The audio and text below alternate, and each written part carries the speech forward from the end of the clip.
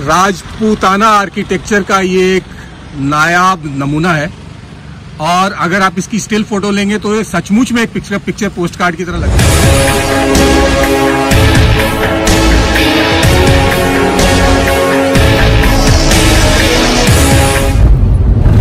तो अभी हम अप्रोच कर रहे हैं ड्राइव कर रहे हैं आमेर रोड पे और ये जिसके दाहिने बाएं नहीं बाएं अरावलीज है और दाहिने तरफ जो बोल है उसमें ओल्ड वर्ल्ड जयपुर सिटी है और ये काफी इंटरेस्टिंग राइड है। बट इस रूट पे एक्सीडेंट्स भी काफी होते हैं क्योंकि बाइकर साइकिलिस्ट वगैरह काफी स्पीड में चलाते हैं और ये सड़क काफी नैरो है और काफी सारे इसमें ब्लाइंड टर्न्स हैं।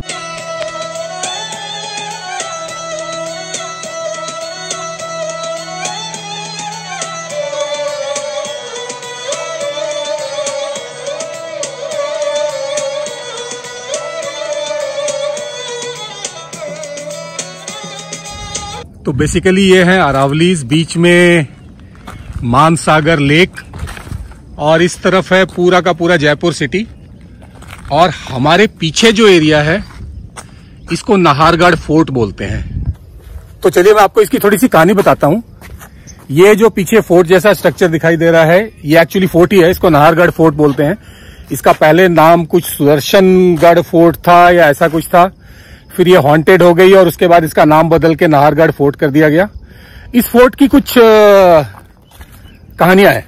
सबसे पहले तो इस फोर्ट ने कभी कोई लड़ाई देखी नहीं है।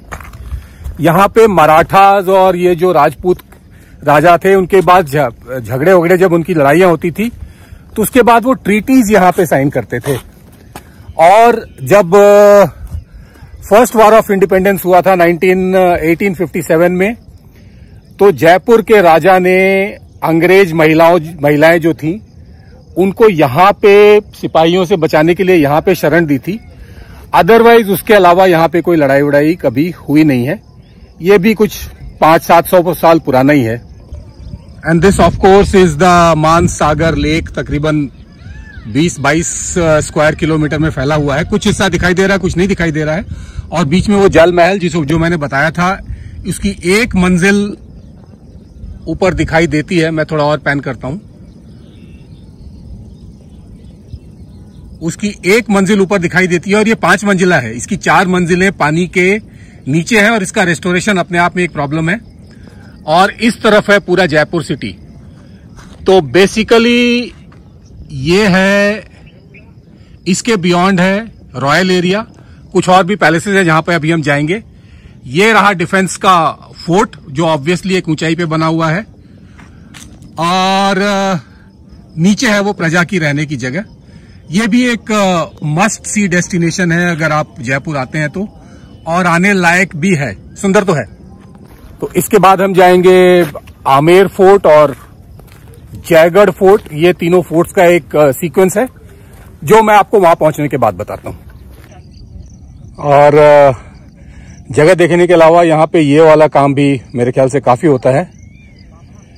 ये विजय माल्या चला गया, ये बोतलें पीछे ही छोड़ गया। तो इसके बाद अब हम चलते हैं आमेर फोर्ट। जयगढ़ फोर्ट में तो हम नहीं जाएंगे क्योंकि उसका रास्ता आमेर फोर्ट के बीच से जाता है, बट वो एक सुंदर सी जगह है जहां तक मेरे को याद है। अभी चल के चेक करते हैं कितना सुंदर है।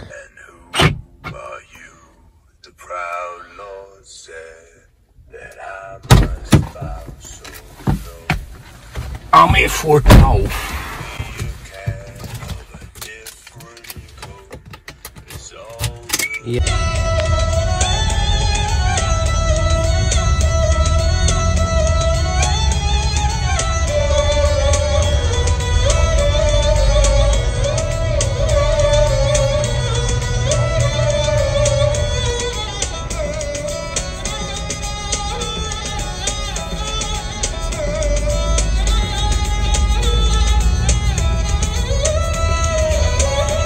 तो ये जो पीछे दिखाई दे रहा है इसको कहते हैं आमेर फोर्ट। आमेर फोर्ट इसलिए कहते हैं क्योंकि इस तरफ जो शहर है इसका नाम आमेर है। अदरवाइज ये एक पैलेस है जिसको अंबर महल भी कहते हैं। वहां से अब मैं आपको सीक्वेंस समझाता हूँ। ये है वो आमेर फोर्ट जिसमें रॉयल फैमिली रहती थी। उसके बाद इस तरफ है जयगढ़ फोर्ट, जो कि अगर ये इस फोर्ट पे अटैक, इस पैलेस पे अटैक हो जाए और इस फैमिली को कहीं भागना पड़े तो वो उसका एक अंडरग्राउंड छुपा हुआ रास्ता है जहाँ पे वो एस्केप कर सकें। और उसके आगे है नाहरगढ़ फोर्ट, जो कि एक डिफेंस फोर्ट है। और जैसा मैं पहले बता चुका हूँ कि वो डिफेंस के लिए बनाया तो था, बट उसकी कभी ज़रूरत पड़ी नहीं और वहाँ पे कोई लड़ाइयाँ वगैरह हुई नहीं है। वहाँ जब 1857 का फर्स्ट वॉर ऑफ इंडिपेंडेंस हुआ था, जो अंग्रेज थे, जब उनकी फैमिलीज खतरे में आ गई थी, तो जयपुर का जो राजा थे, सवाई समथिंग, मेरे को नाम याद नहीं है, उन्होंने उनके फैमिलीज और उनके बच्चों को नाहरगढ़ फोर्ट में ही शरण दी थी, ताकि जो हमारे फाइटर्स थे उनके हार्म से बचाया जा चुका। अब ये सही है गलत है ये तो डिबेटेबल है, बट एक तरफ तो ह्यूमैनिटी का इशू आता है कि उनको बचाया जाए, बट वो हमारे ऊपर जो कर रहे थे उनका बचाना बनता भी था कि नहीं बनता था, इसके बारे में मेरी अपनी राय है। बट ये जो किला है ये बहुत ही सुंदर है और एक पिक्चर पोस्ट कार्ड की तरह लगता है।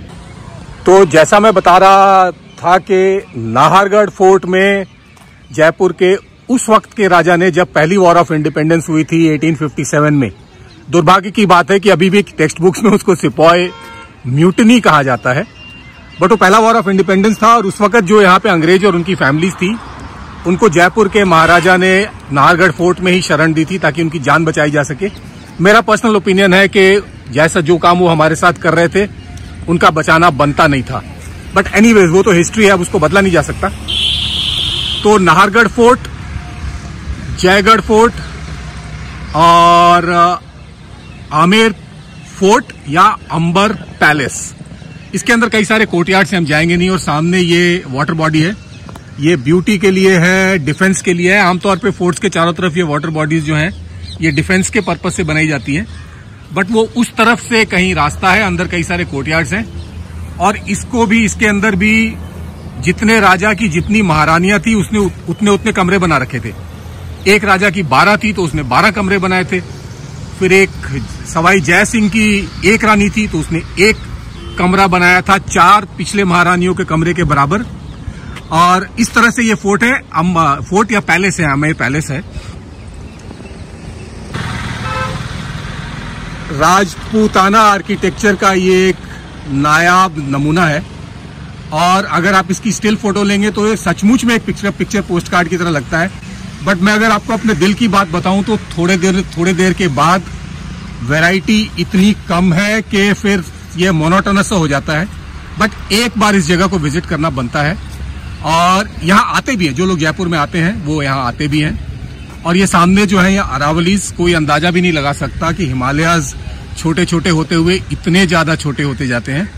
तो ये है आमेर फोर्ट और ये रहा पूरा कॉम्प्लेक्स, अंबर पैलेस, जयगढ़ फोर्ट जहां पे ये एस्केप करके जाएंगे, और उस तरफ है नाहरगढ़ का फोर्ट जो कि डिफेंस फोर्ट था, जिसको कभी डिफेंस करने की जरूरत पड़ी नहीं। तो ये कॉम्प्लेक्स है और इसके बियॉन्ड, इसके पीछे की तरफ है वर्ल्ड सिटी ऑफ जयपुर, जहां मेरे ख्याल से तो क्या, जहां इनकी प्रजा रहती थी। और उस वर्ल्ड सिटी के बियॉन्ड बना हुआ है न्यू जयपुर, जो बहुत बड़ा है और खूबसूरत भी है। In 200 meters at Badi Chopad, take the second exit onto Jahari Bazaar Road. In forts को विजिट करने के बाद अब हम वापस जा रहे हैं जयपुर के अपने अंतिम डेस्टिनेशन पे। ये दाहिने जा रहा है हवा महल, जो मैं आपको पिछले वीडियो में दिखा चुका हूं। तो जयपुर अपने आप में एक काफी सुंदर शहर है और इसमें काफी सारी ऐसी हिस्टोरिकल मॉन्यूमेंट्स हैं जिनको विजिट करना बनता है और बहुत सारे लोग यहाँ आते हैं।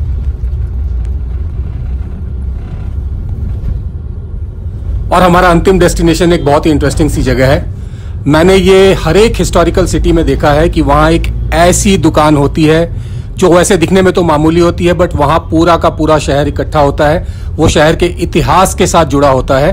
तो ऐसा ही है हमारा अगला डेस्टिनेशन, जहाँ मैं भी खुद पहली बार जा रहा हूँ, बट वो दिखाऊंगा मैं आपको अगले वीडियो में, क्योंकि इस वीडियो को मैं यहाँ एंड करता हूँ। तो मिलते हैं अगले वीडियो में, तब तक के लिए जय हिंद, जय भारत, वंदे मातरम।